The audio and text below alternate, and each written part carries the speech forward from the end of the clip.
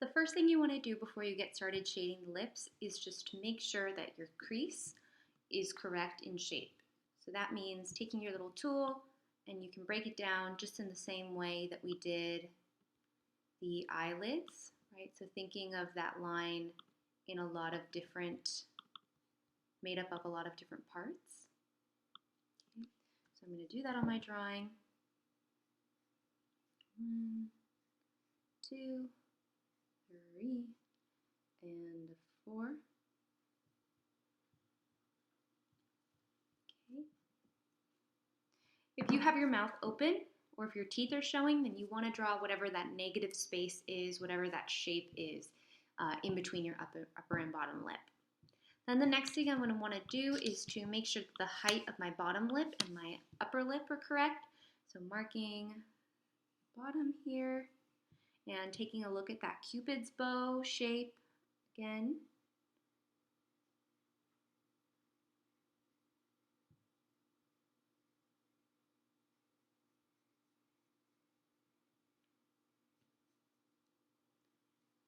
Okay, this comes up.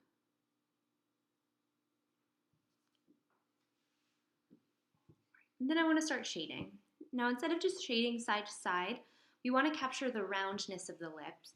And to capture the roundness, I want to start from the opening and start making light marks coming up.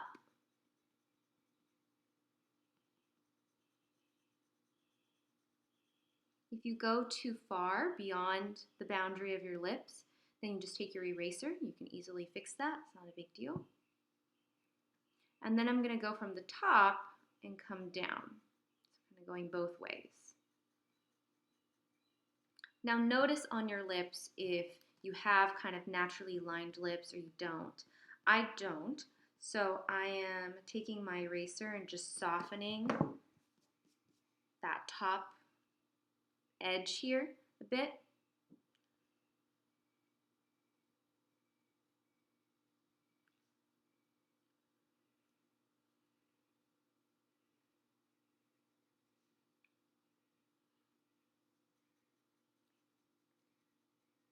And now since our faces are curved, our faces are not flat, that means that in the corners of your mouth and the corners of your lips, those areas are going to be darker. So I'm going to take my pencil here at the corner of my mouth and I'm going to make some marks coming in so that the corners of my mouth are just a little bit darker than the middle of my mouth.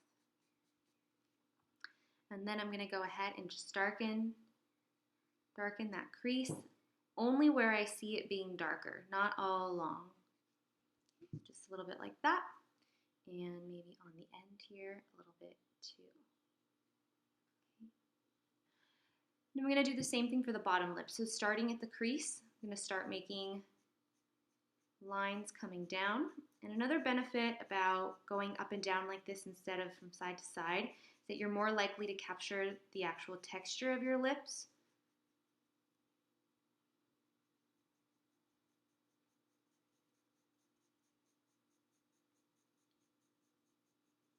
And then I might go the other way too.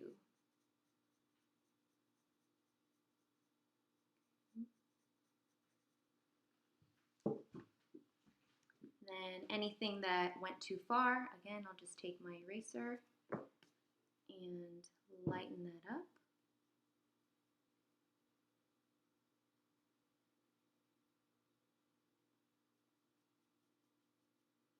And I'm going to darken the corners. Oops.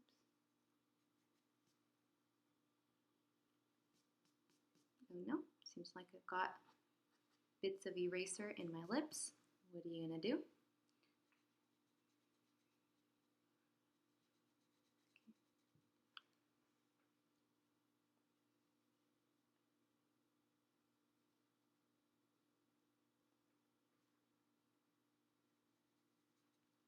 Okay, so now I've noticed that there's more highlights here on my bottom lip, so I'm going to take the corner of my eraser and make some marks going up like that. And those highlights are going to help capture the texture, and if you erase too much because your corner isn't super sharp, then just go back in with your pencil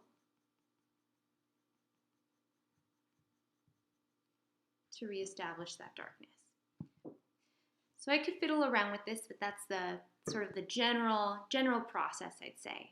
So you want to go up and down, shading the upper and bottom lip, and you want to shade the sides of your mouth as well, using your eraser to carve out any highlights. Now let's shade the area around the mouth. So if you haven't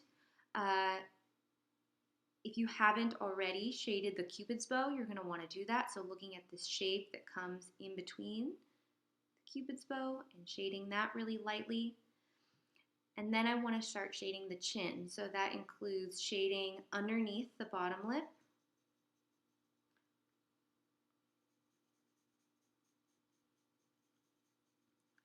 And don't be afraid that you're going to go too dark here or that somehow it's going to look like you have a beard. It's not going to look like that, especially once the hair comes to town and we start shading the hair.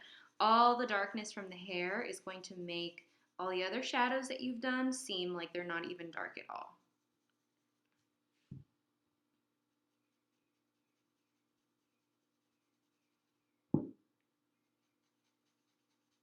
Darkness here. I'm not overly concerned about being too neat because I can just take my eraser and now I'm going to carve out my highlights. So looking at areas where there's more light.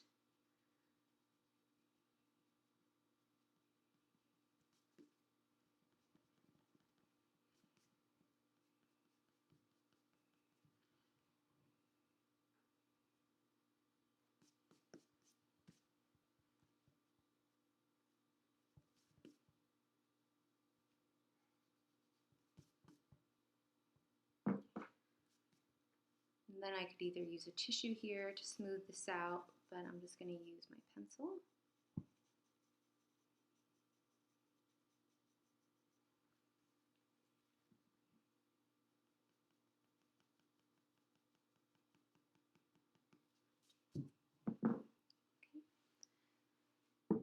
Once you finish this, something else you can get started on is the neck. If the neck is showing in your drawing, that's going to look different for all of you. It just really depends. But you would just look at it as objective shapes, right? So looking for what are the areas of darkness, shading those. What are the areas of light, carving those out with a highlight.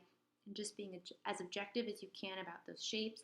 The good thing is that since they're not as specific as the features, they're a little more forgiving.